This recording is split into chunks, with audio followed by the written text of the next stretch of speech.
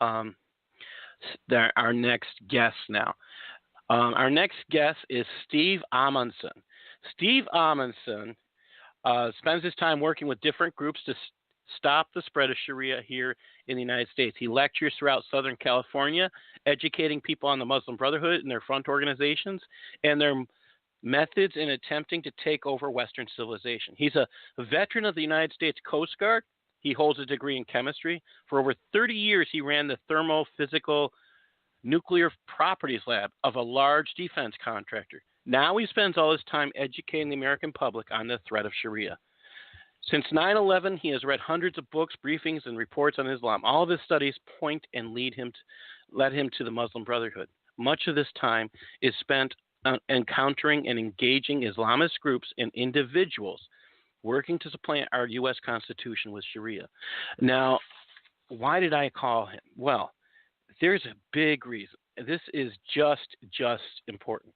So here's what happened this week. On March 14th, the Golden West College in Huntington Beach, California, offered a public presentation of Islam 101. This was a publicly advertised event. Nicole Bovey, a convert to Islam and the public information officer at the Islamic Institute of Orange County in Anaheim, led the event. Bovey was also affiliated with the Muslim Speakers Bureau in Orange County. One would think these titles would mean she could answer questions about Islam without getting upset. The event was sponsored by Golden West College anthropology professor Kane Feeney, communications professor and communications professor Christine Clancy. The Muslim Speakers Bureau is an arm of the Islamic Networks Group, ING, which is sanctioned by the Islamic Shura Council in Southern California. And we know that the Shura Councils are part of the Muslim Brotherhood operating in America. So let me just welcome Steve Amundson. Thank you for joining us. Sure. Thank you very much for having me. Yeah. Can you hear me? Yes, I can. Thank you. I'm kind of when I first read the article about this, I wanted to laugh because you're doing what I tell people to do. You're out there confronting and letting people know that you can't get away with these lies. I've done it myself. I'm encouraging others to do this. And I want to say thank you. Okay. Yeah, you're absolutely right. We must get out there and push back on these Islamists that want to try to exercise their supremacy, what they think, over us. And, what happened at Golden West College is exactly like the title of your program, Civilization Jihad. So, Mr. Amundson, can you tell us more about the event and how you came to be there? Yeah, sure. It was the weekend before. A friend of mine happened to be walking around on the campus over there, and he noticed this big banner advertising Islam 101 presentation that was going to be given that following Wednesday. So he took a picture of that banner and emailed it to me. So when I saw that, I started, I went to the college website and started looking around to see if I could find more information on it. And what caught my eye, when I did finally find out a description of it, what caught my eye was that it stated that this was a workshop exploring the beliefs and traditions of Islam in order to dispel harmful myths and stereotypes of the religion. So I said, wow, we got to be there, and ask some pointed, good, hard questions and get some answers. So myself and a couple of other people decided to attend it that Wednesday night. This was Ms. Bovey's presentation, correct? Right. She pronounces her name Bovey, but right, she was the presenter. So, what was her presentation like? Was there any meat to it? No, it was a bunch of fluff stuff. She went over briefly the 5 pillars of Islam and told everybody how the Hebrew, Christianity, and Islamic religion all were tied together, not going into any detail, but just highlighting that. One thing that kind of caught my attention was when she said Hispanics are the fastest growing group converting to Islam here in the United States. And then she talked a little bit about fasting during Ramadan, but just the easy stuff. Now, I should say she also mentioned to us that she converted to Islam 23 years ago and has spent like 10 years living in different Islamic countries, Libya, Syria, I think she said Egypt, maybe one other one. So, she wasn't just a rookie out here giving a presentation. After 23 years in the Islamic religion, I'm sure she knew quite a bit. But during her presentation, she didn't go into much detail at all. That's the all important part. So, wow, I think that was the answer I was somewhat expecting. When I've seen a presentation done on Islam, and I've gone, and it's never more than fluff. It's never more than, well, this is the light stuff. We're not going to tell you the real hard. We're not going to give you anything. So when it came time to questions and answers, was she prepared to answer most questions? Again, well, she probably knew the right answer, having spent 23 years in the ideology of Islam. But no, just the easy ones. Like somebody from the audience said, well, what's it like to have to fast during Ramadan? She said, well, at first it's pretty difficult, but your system gets used to it. So, fluff questions like this and others such as, what do you do if you miss one of your prayers during the day? And then she asked the audience to ask questions, throughout her presentation. So people throughout the course of the entire presentation were raising their hands and asking easy questions. Now, keep in mind, I'd say there was probably 50 or so people at this presentation. And out of that 50, probably 35 were from Dr. Clancy's communication class. Now, whatever communication has to do with Islam, I have no idea. But Dr. Clancy was the one that sponsored this. And so another important thing that came to mind right away is here's all these young, impressionable minds. We have to ask, some difficult, hard, factual questions. So these young, impressionable minds don't go walking away thinking, wow, what a great religion Islam is, All these people that are poo-hooing it, don't know what they're talking about. And so we did start asking some pretty pointed questions, tough questions. So what questions did you pose? Well, the first slide she put up was, what does Islam mean to you? And then she asked the audience, what word comes to your mind? So people were saying, religion, prayers. So I raised my hand and I said, first thing that comes to my mind is Muhammad. I had hoped she'd ask me why, because we all know if you know Muhammad, you know Islam. So that's basically why I asked that. But she didn't go any further. She just went on to the next the next question. Then a little bit later on, she pulled up a slide on zakat. And just briefly, their charity giving, right? And there's 8 different categories to zakat.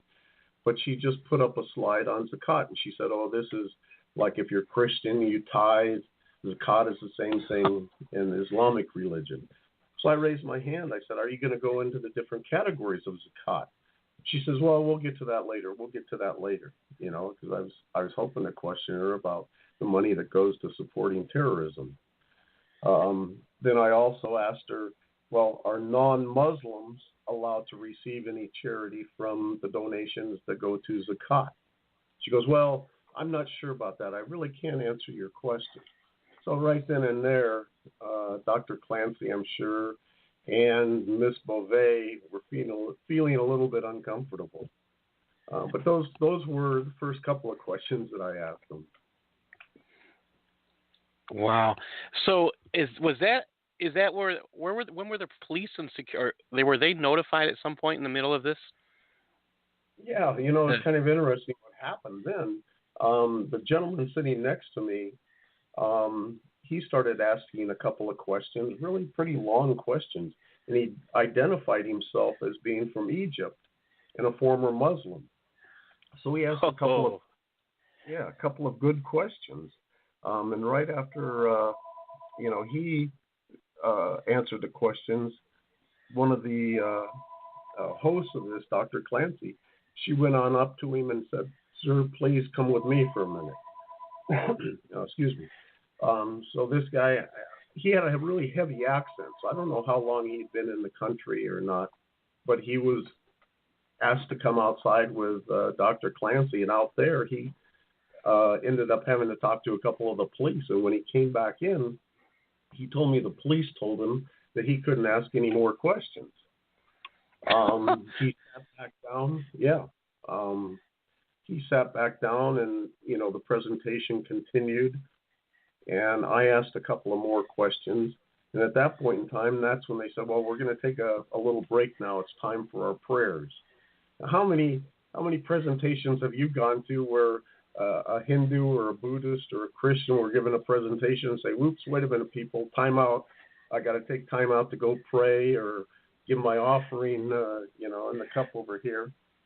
I have never been to one. Only when you go to an Islamic presentation do they say, "Oops, we got to take a break. It's time for our prayers." And what they're really doing is just trying to show supremacy over us, right? We'll be back in 15 minutes. Take a break. So when that break happened, that's when a police officer and again Dr. Clancy, the host, came on up to me and said, "Come on outside. We need to talk to you." I said, "Me?" I couldn't figure out what I did wrong. I just asked a couple of questions, but I got up. I didn't want to create a big commotion and went on outside with them. So when I got outside, when I got outside, there were two officers out there. Excuse me. There were two officers out there, and I said, "Well, what do you want to talk to me about?" I just asked a couple of questions, and he said, "Sir, are you going to let me talk, or do you want to talk?" I said, "Well, go ahead. Tell me what I'm out here for." And he said, "Well, you cannot ask any questions." I said, Whoa, wait a minute. What do you mean I can't ask any questions?" He says, "You have to treat this like you went into a math class on a Tuesday afternoon, and you're a guest in that math class, and you just sit back and listen to the presentation." And I said, "Wait a minute. This was advertised as a public event. It was advertised on the campus. The public was invited. I'm not the only member from the public." I said, "There's several other people in there from the public, and I'm entitled to ask questions." Why don't you take a break and have a swig of water? That'll help. Let me get a little drink of water. It's an amazing thing when people stand up. When people stand up, other people learn, and that's what happens. I advisedly about the drink because I had one of these awful coughing fits for the first time this past week, and it was only the drink of water that saved me. I hope that works for you. Okay. All right. Are you back? Okay. Hope that helps. Yeah, that's it. The water quenched the throat, I hope. So I told him I'm going to go back in. I'm entitled to ask questions. This is a public event. It's not some math class. So I walked back in, and when the opportunity did arise, I did ask a few more questions. I said, "Well, are we going to get to the different categories of zakat?" And she kind of ignored me. Somebody else asked a question, and then all of a sudden this other professor stood up, said, "Okay, that's the end of our event, ladies and gentlemen. That's all for tonight. Good night. Thank you for coming," which was like an hour before the announced end of the event. So obviously they didn't want to field any more tough questions, and they were tired of our questions, and so they just ended the event like that. Oh, wow. One of the people who's listening is saying, I just want to share this. This is one of the suggestions they had to ask. This is from a gentleman, his nickname is Bigfoot. He said, "I would ask, according to a hadith on Sirah, during his lifetime, how many slaves did Muhammad own?" Oh, my gosh, yeah. You're absolutely right. There were, like I said, there were about 6 of us in the audience that really knew Islam. And so some of these other people were asking, questions like that, tougher questions on a lot of different subjects. I think it'd be interesting now that you have since I'm just thinking from a college student or a high school student's perspective, since you've been there and you basically let them know what you're talking about, is there a way for you to do a public forum and offer the reverse? Go to a library, Islam 101, given by.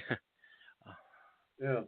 Well, the thing on I'm sure it varies from state to state or college to college, but out here in California, most colleges, in order for you to go on the campus and give a presentation, you have to have a group sponsor you. So I'm sure we could do that. We could get the Republican group or Young American group to sponsor us to come on in and give a discussion, or the hard facts of Islam or something to that effect. But that's what you got to do, is get one of these groups to sponsor you. And we've seen, throughout the course of this year and last year, even like up at Berkeley and other campuses across the U.S., when someone like myself or you wants to come on in and give a conservative speech or presentation, they're saying, hey, well, okay, it's going to cost you $10,000 for security. We have to up the security. They just make it difficult for you to come on in and offer your opinion. But could you do this at a local public library? They would even do that? Well, I don't know. Perhaps, we could do that. And one of the things we do, too, is go around to different groups and organizations and give talks on the facts and truth of Islam. We've never tried doing it at a public library, but certainly that's one venue that perhaps we should do. It's one of the things I'm looking to do in the future. I'm just throwing it out there because it's something I want to do. I'm working on it. One of the things that I want to point out is that your free speech was violated. Free speech rights were violated. Did you say anything to the college about this, or to the police, or anything? Yes. There's a lot going on right now. I was really concerned, about the guy sitting next to me who was from Egypt, because he came back feeling intimidated. He told me that he can't ask any more questions. He can sit there for the rest of it, but they told him no more questions. I felt I was violated in some respects. They had the audacity to ask me to come outside and try to tell me I couldn't ask any more questions. And I said, wait a minute, that's baloney. This is a public event, and I'm entitled to ask whatever question I want. But then also, what was bad or good, I guess, depending upon how you look at it, the event was shut down like an hour before it was scheduled to be. So yeah, I think we did our job, instead of these 17, 18, 19-year-old college kids with impressionable minds sitting there and listening to more lies and fluff and whitewashing of Islam. It was shut down early. But so a couple of articles were actually written about this, and at the bottom of the articles, they asked everybody to send in their opinion to the president of the college and the board of trustees. And I must say, a lot of people are responding because I heard from a lot of people. But so far, all the college is doing is, they give us these whitewashed, canned responses. We haven't heard any, real robust response from any of the board of trustees or the college president. But we aren't going to let it just end there. We're going to continue going after them, sending in emails, and I would encourage anybody else out there to send in an email. Oh, so if we're going to send an email, do you have one that you could give us to send?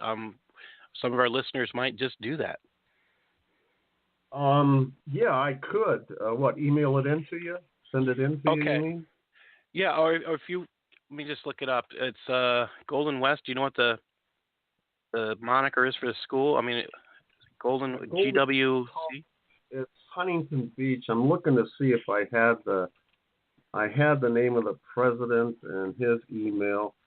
His name is Wes Bryan, but man, I don't have his email with me right here. Okay. Let me see if I can grab that real quick. Emails, let's see. So yeah, we aren't going to just let them get by. So here, I'm going to give out a phone number. People can call 714-892-7711, ask for the president's office, and leave a comment. And the other way, Did you have the I'm just typing president here and see if I can get that. And every once in a while when I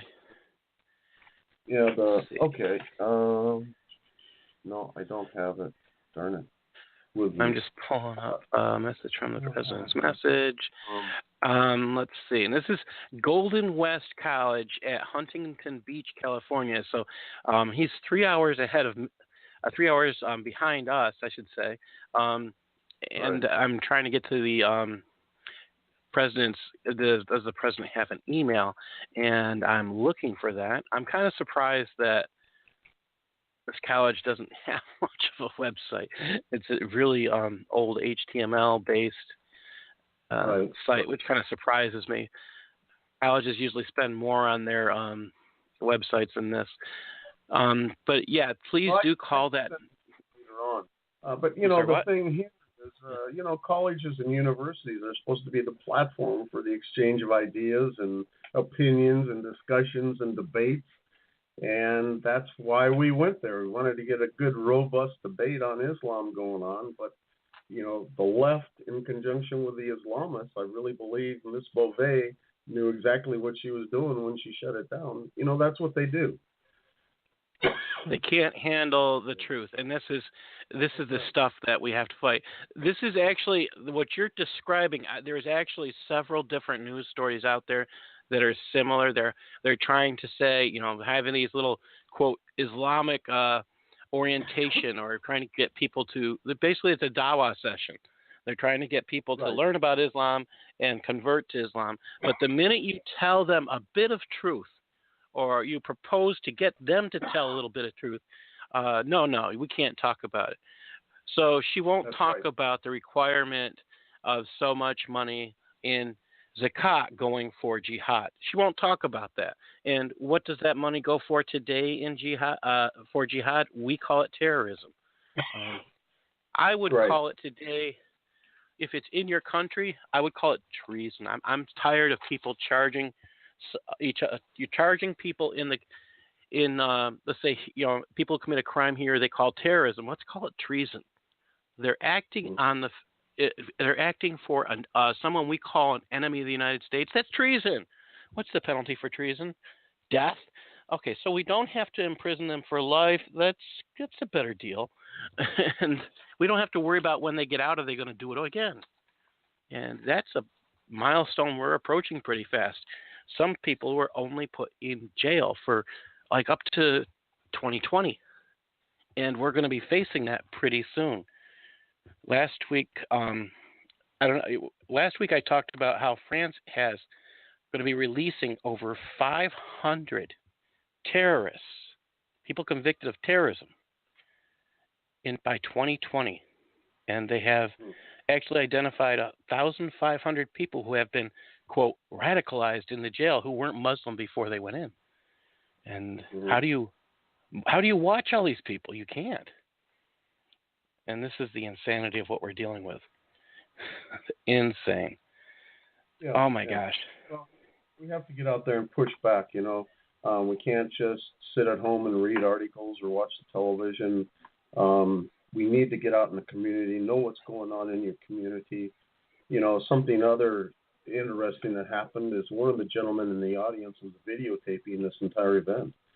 And Miss Beauvais at one time said, "Please turn off your camera. You aren't allowed to videotape." And he said, "Well, excuse me, ma'am, but yes, it's perfectly permissible here in California to videotape a public presentation like this." She goes, "No, you cannot do it." Well, fortunately, there's another professor in the audience from some other department. He stood up and said, yes, he's allowable, it's permissible to videotape this lecture.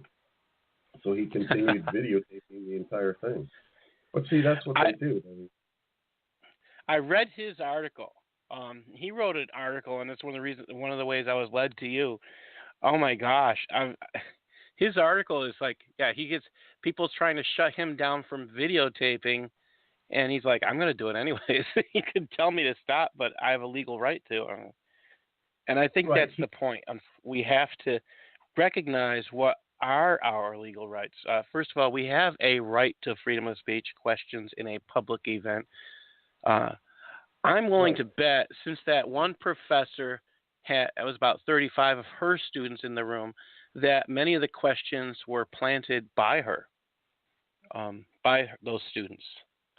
And That could have, that, they were really, vanilla type questions. Like I said earlier, they weren't really asking some good hard questions about Islam, or where the terrorism comes from, or why there's so much Islamic terrorism going on, or what's Sharia all about. That's another thing. She didn't even want to talk about Sharia. She said that she wouldn't have time tonight to go into all the specifics. But she said it's just the Islamic State, some of them that have Sharia. So I raised my hand and I said, ma'am, when you say Islamic State, do you mean ISIS or are you talking about Saudi Arabia? She goes, no, I mean like Saudi Arabia. And I said, well, they have very strict Sharia rules there, hudud punishments. I said, just likewise Iran. And she goes, okay, thank you. She didn't want to get into a discussion. She just wanted to don't breeze tell the over it. truth. That's right. That's right. So yeah, we have to get out there and start holding some of these people accountable and pushing back on their presentations, because it's going on all over the country, and that's one reason why a lot of people think Islam is the religion of peace. I think on top of this, there's another thing here, and we have to watch for this.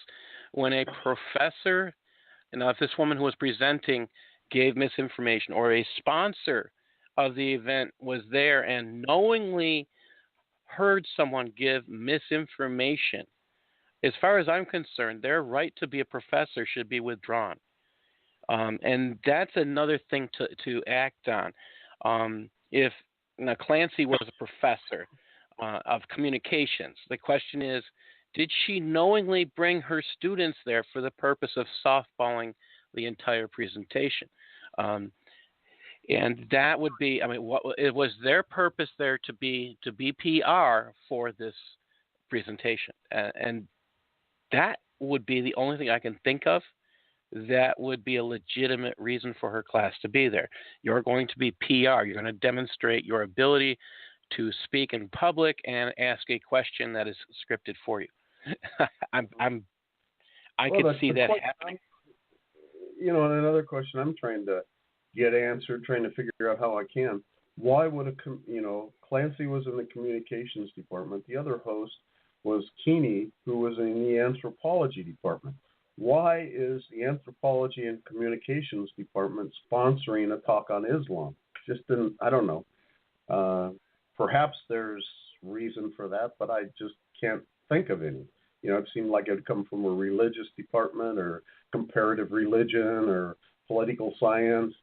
Certainly not communications or anthropology, the way I look at things. That is a good question to ask.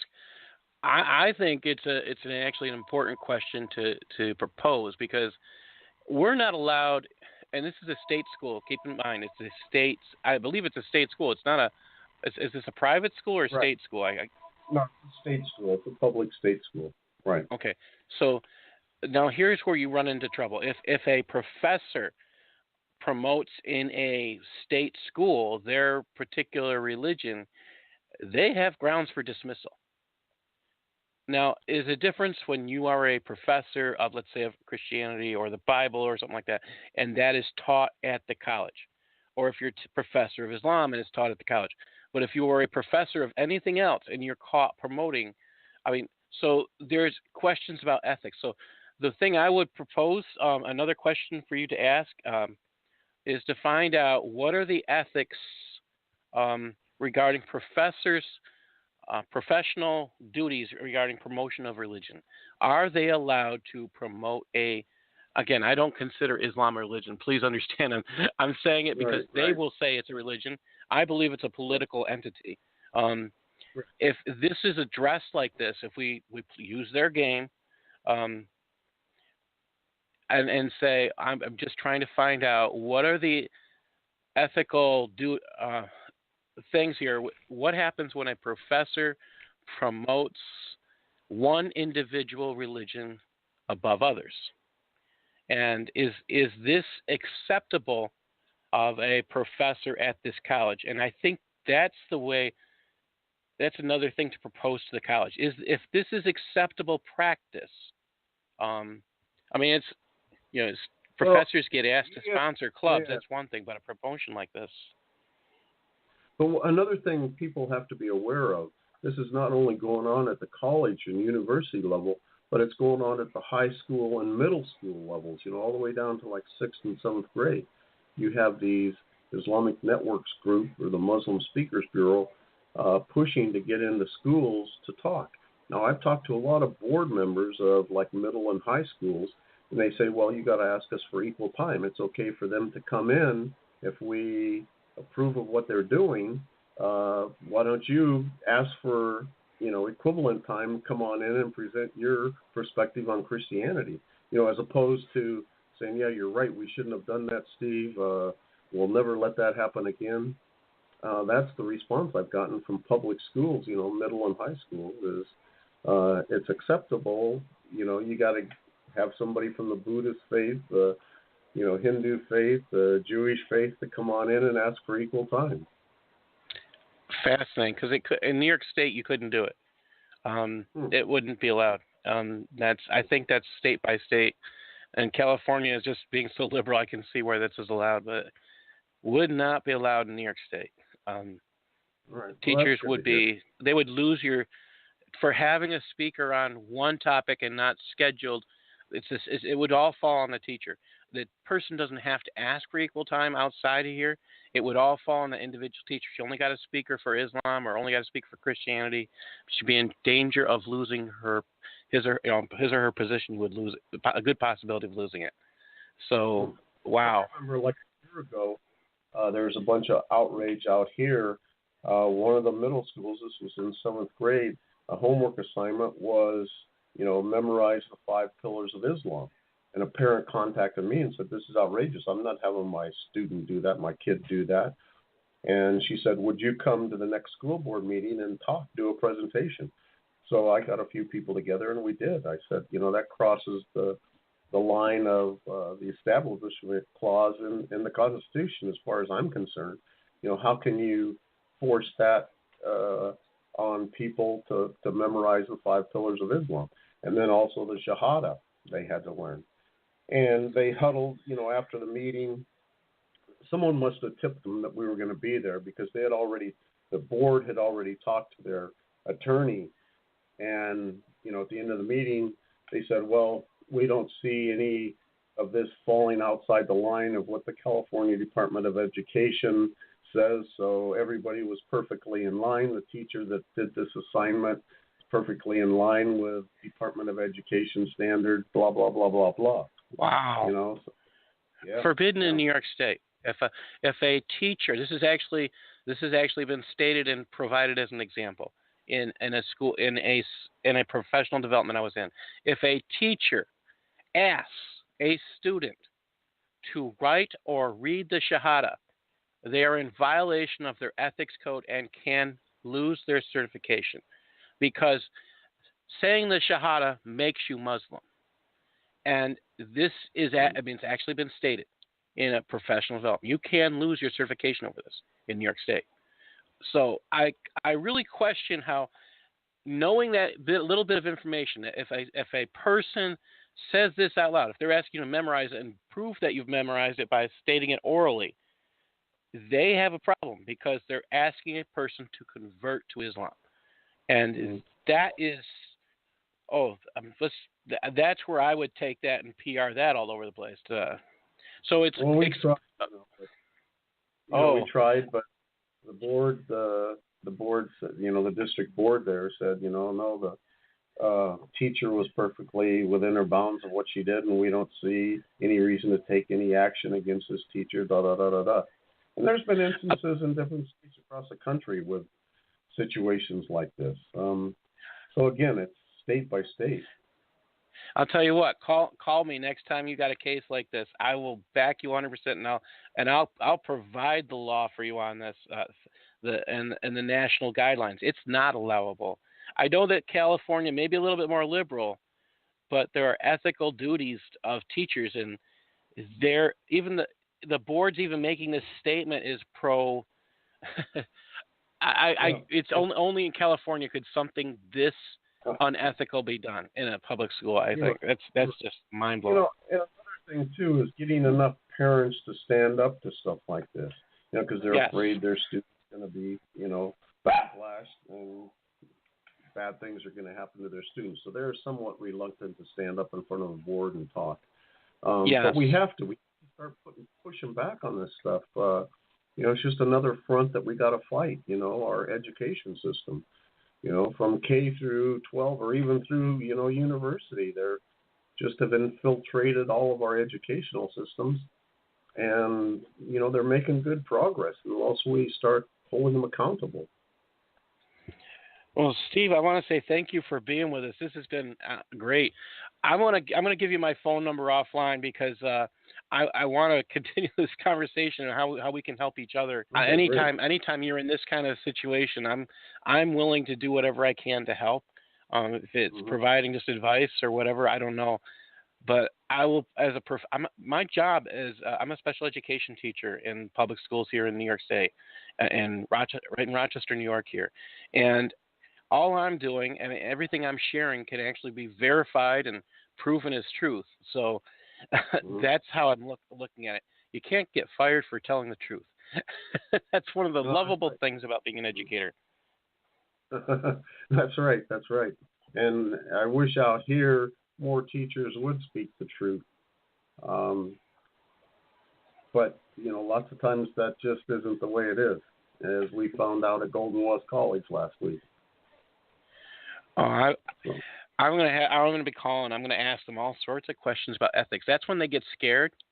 When you start asking questions about ethics and they can't answer the questions. This is one of the things I see in education. When they don't know the answer to the questions, and they should. They know they should. They get scared. Right. And that's how I would tackle it, because you want to see when they know that this is the point. They know they should know the answer. And to say that to even say they don't know the answer is a violation of ethics, because they should or be able to direct you to the answer.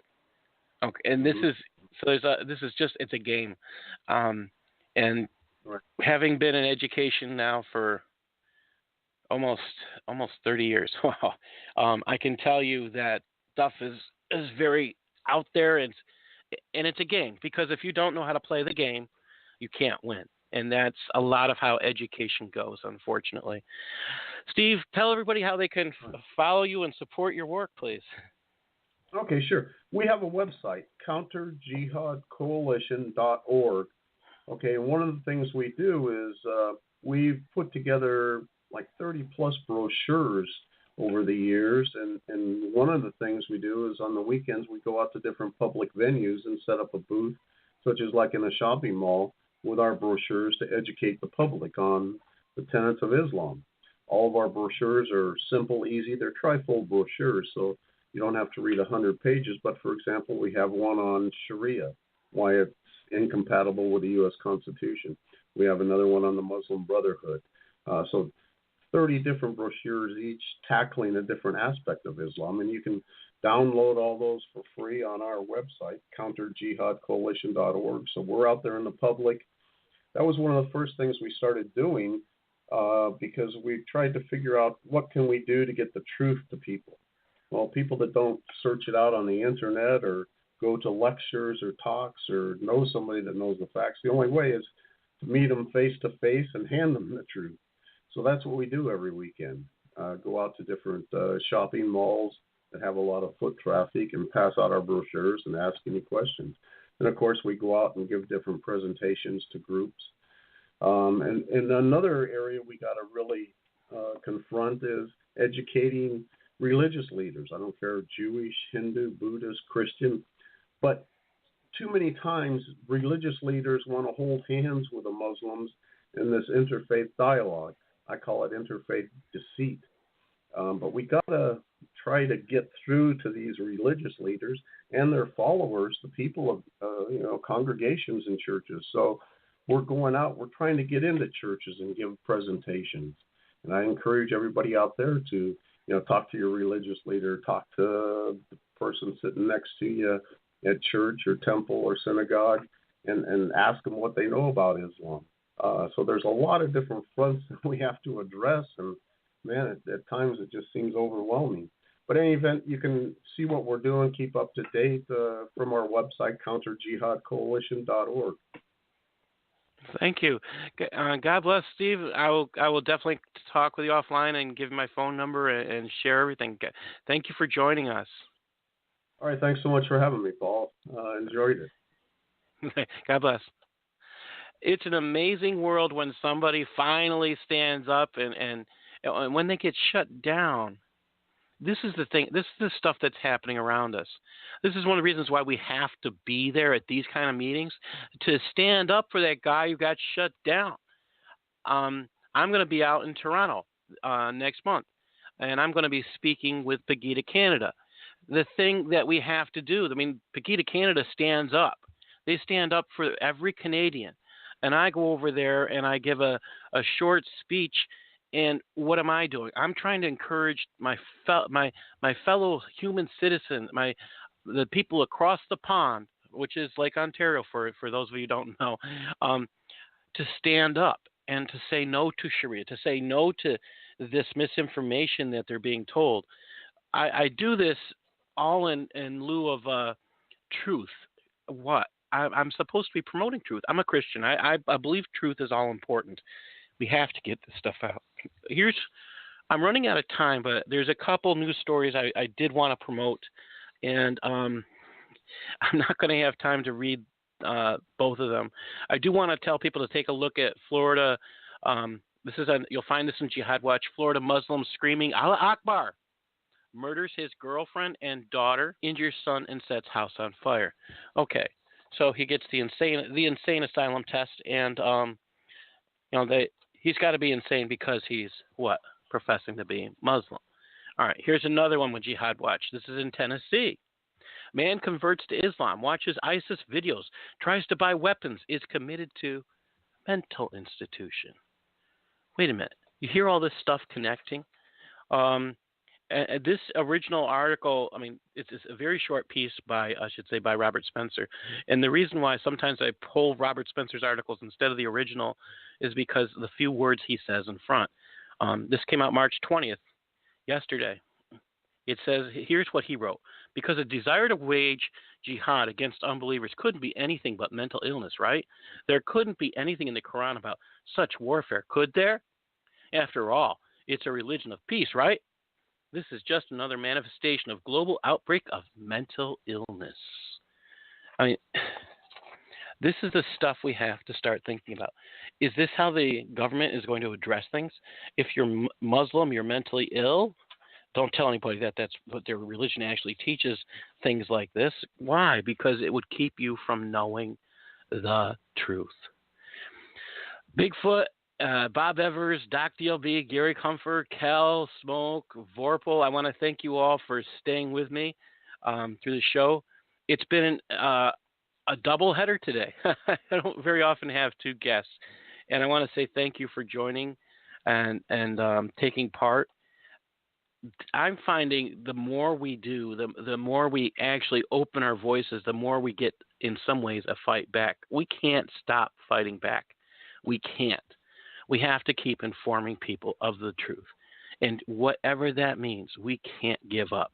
Maybe what we need to do is actually visit our local colleges and see if they have these open forums. We need to visit and find out.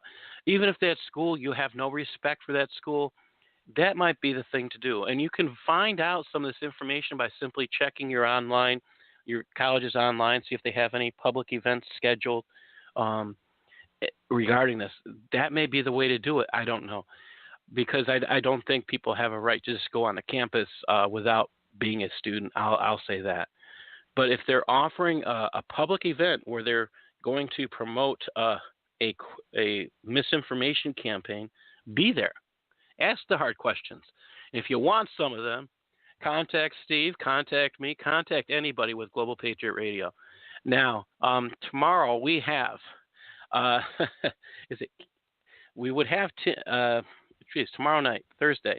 I believe it's Cal. It could be Tim Burton, 5 minutes to midnight. And then we have Friday, we have Dr. Carl Goldberg, The Logic of Islam. It's a morning show. Saturday night, we have Usama Dakdak. Well, you have to listen to his.